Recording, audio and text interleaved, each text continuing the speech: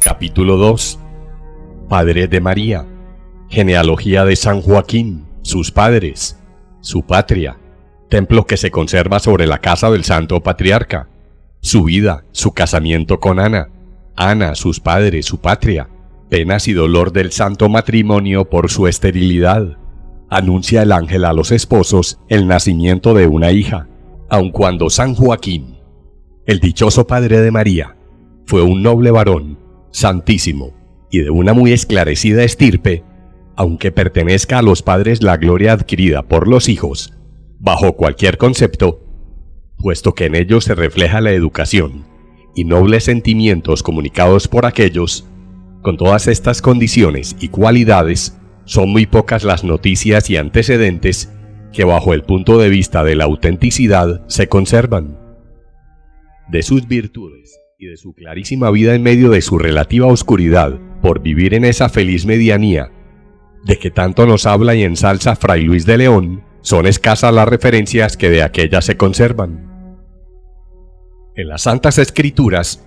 no se hace mención de él, ni se le nombra. Silencio que si fuéramos a examinar a la luz de la ciencia teológica, no dejaríamos de hallar grandes misterios, y de una muy convincente razón. Y esta es, como dice Catecino en sus escritos, porque habiéndose celebrado en la Santísima Virgen el sagrado misterio de Madre de Dios, el nombre de sus padres no fue necesario consignarlo para que de esta suerte se entendiese que la excelsitud y grandeza de María era por su Hijo, y no por la obra de los hombres, sino que lo fue por su concepción sin pecado original,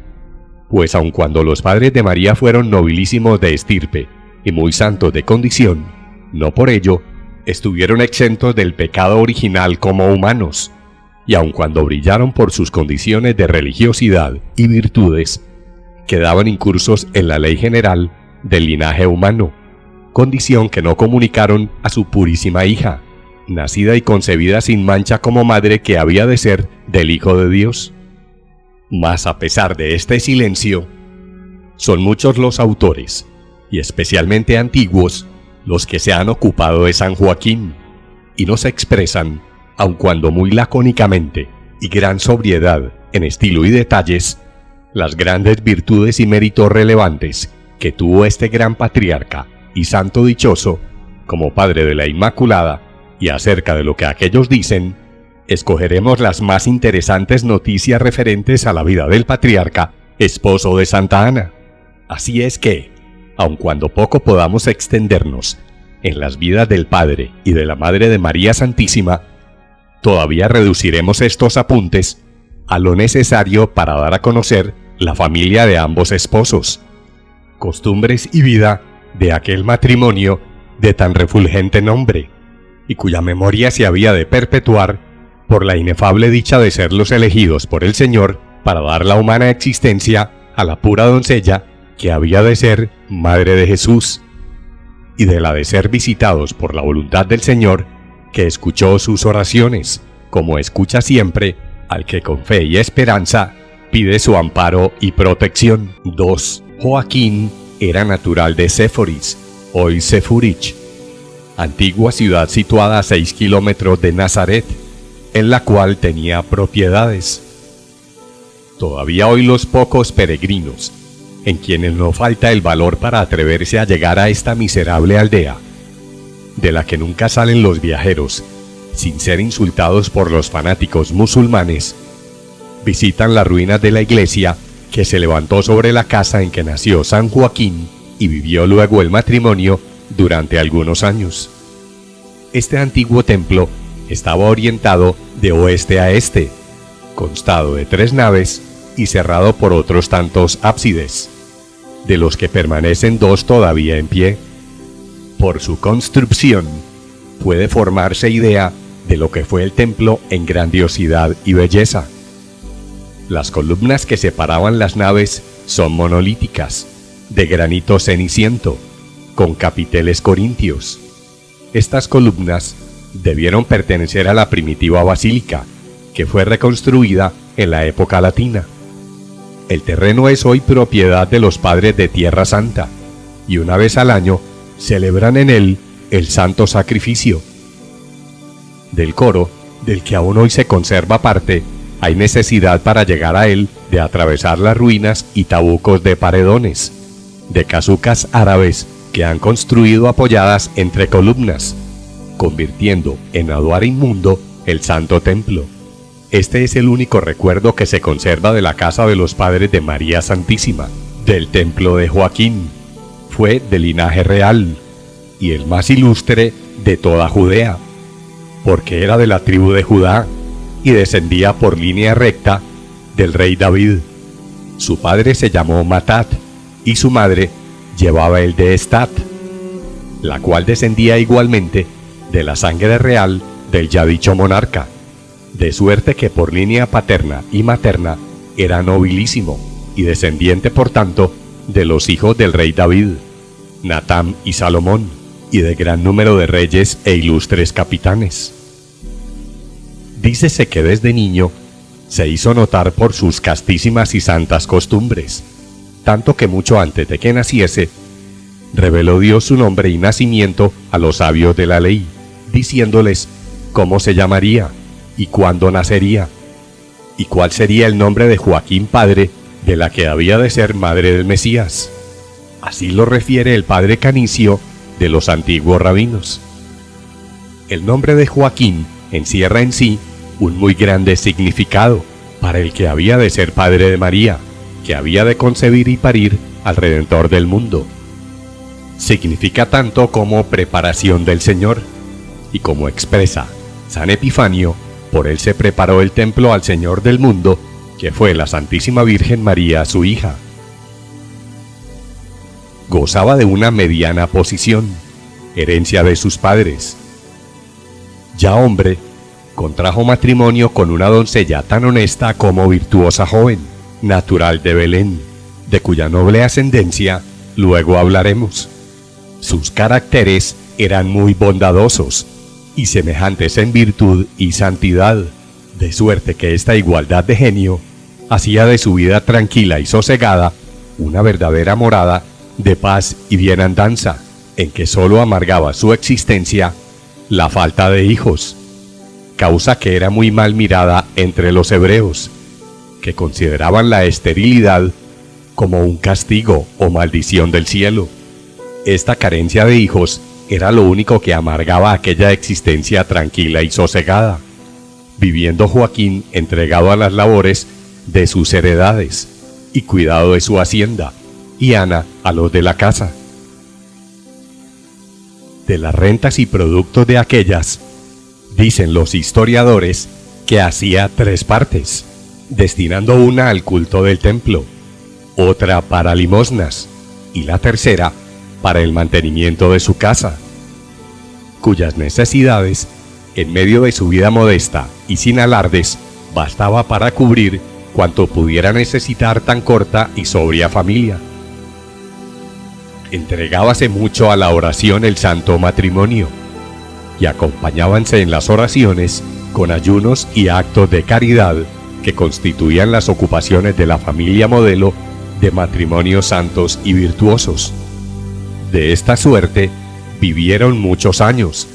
llegando a la vejez sin haber tenido hijos, por más que Ana implorase esa gracia del Señor para librarse del oprobio e insultos de las demás mujeres que la denostaban por estéril. Esto constituía para la pobre Ana una grande humillación, y a pecado de los padres el no tener descendencia, y de aquí el que considerábase como maldito al que no dejaba descendencia, como hemos dicho. Aquel santo matrimonio hizo muchas promesas y ofrecimientos al Señor a fin de que les concediera Dios fruto de bendición, que les libertara de aquel oprobio. Entregáronse a actos de devoción y oraban derramando muchas lágrimas para que el Señor escuchase sus plegarias. Aún más, ofrecieron al Señor en voto dedicar al templo el fruto que les concediese, si escuchaba y atendía sus plegarias y las recibía como justos en la demanda. Acerca de la esterilidad de Ana, dice San Juan Damasceno que convenía aquella, pues que lo había de ser nuevo bajo el sol y el principal de todos los milagros, se dispusiese así el camino por lo milagroso del nacimiento. Sucedió que en una de las veces en las festividades del templo fue más notada la presencia del estéril matrimonio en la solemnidad de las encenias, a la que concurría mayor número del pueblo israelita. Los insultos fueron mayores que otras veces, sufriéndolos con santa resignación Ana y el prudente marido. Doloridos tornados a suplicar al Señor con mayor fervor e instancia,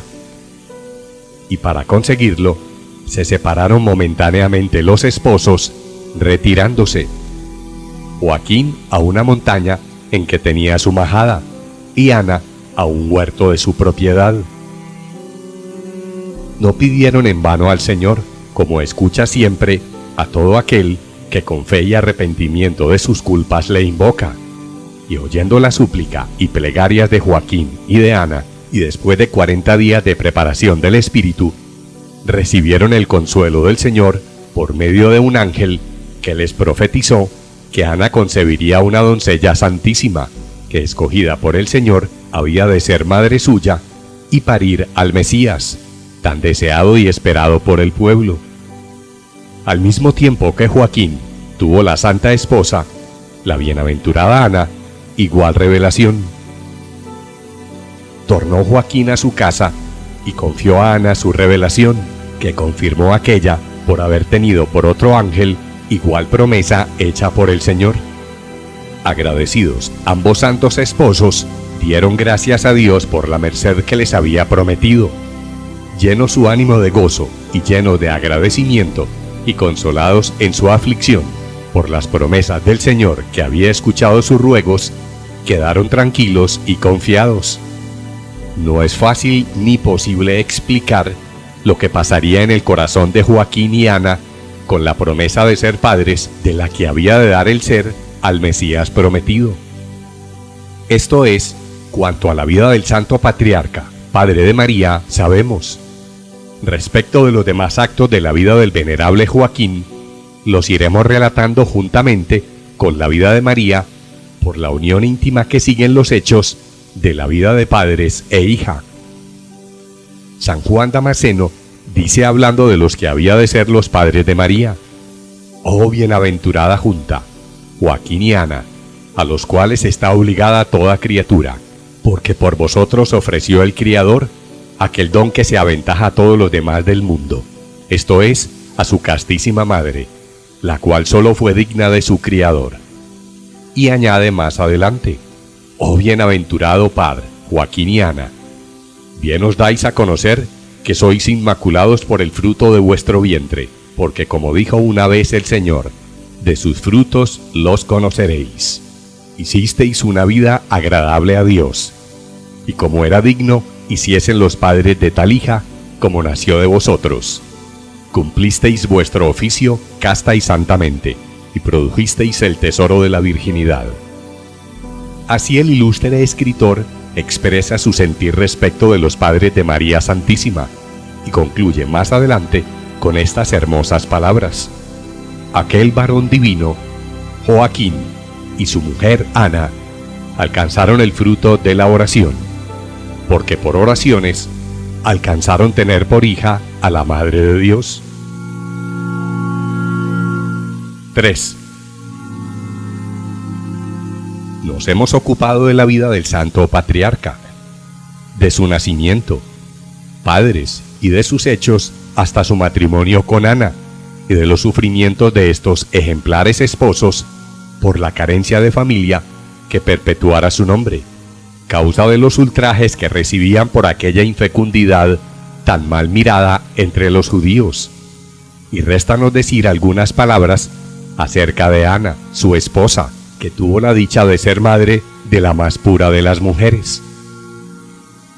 Belén fue la patria de Santa Ana, y tuvo por padres a Estolano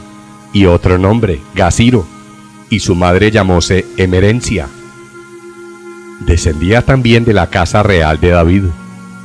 Contrajo matrimonio con Joaquín, y la vida de esta santa señora corre unida con la de su esposo, De los hechos de su vida poco podríamos decir, fuera de su gran virtud, de sus castísimas costumbres y espíritu de caridad que la animaba y cuyo deseo de bien y bondad para con los pobres tanto la secundaba su virtuoso esposo. De las aflicciones e insultos que sufría el matrimonio por causa de su infecundidad, no hemos de repetir lo dicho al hablar de su santo esposo, y no repetiremos lo consignado respecto de sus oraciones, plegarias y súplicas al Señor para que les concediese un hijo, si así era su voluntad, y que el Señor colmó a mano llena sus virtudes, oraciones y confianza en la voluntad de Dios, dándoles la dicha inefable, la gran recompensa de ser padre de la que había de ser Madre de Dios, pura y sin mancilla, Reina de los ángeles y Madre y amparo de los afligidos. Acerca de la Santa Abuela de Jesucristo, según la carne, escribieron San Epifanio, San Juan Damasceno y también de ella San Jerónimo en su epístola 101, de la cual tomamos las notas del nacimiento de Nuestra Señora. También el Martirologio Romano hace mención de Santa Ana, y Gregorio XIII, en 1584, 12 de su pontificado, en 1 de mayo, dispuso que la Iglesia Católica celebrase la festividad de Santa Ana a los 26 de julio. Por la oración constante, por su devoción de espíritu y confianza en las bondades y justicia de Dios, consiguieron la inapreciable dicha a que como fruto de su fe y oraciones, los hizo acreedores ante la bondad de Dios de la gran merced de ser padre de la que había de quebrantar la cabeza de la serpiente y ser la corredentora del mundo. Hízoles Dios la mayor y más grande de las mercedes, y la fe y constancia en aquel santo matrimonio removió los montes, como dice el Evangelio, concediéndoles el premio de sus virtudes, llenándoles de gracia, con la gracia de ser los padres de la que había de ser Madre de todas las gracias y perfecciones. San Juan Damasceno, San Epifanio y San Gregorio Niceno atribuyen, y con razón, como fruto de las oraciones de Joaquín y Ana, el inapreciable tesoro con que Dios les colmó de dicha por el nacimiento de la pura e inmaculada María, libre del pecado original, perfección de todas las perfecciones y espejo de justicia. Fueron Joaquín y Ana los casados más santos, dice el padre Rivadeneira, que hasta allí hubo en el mundo,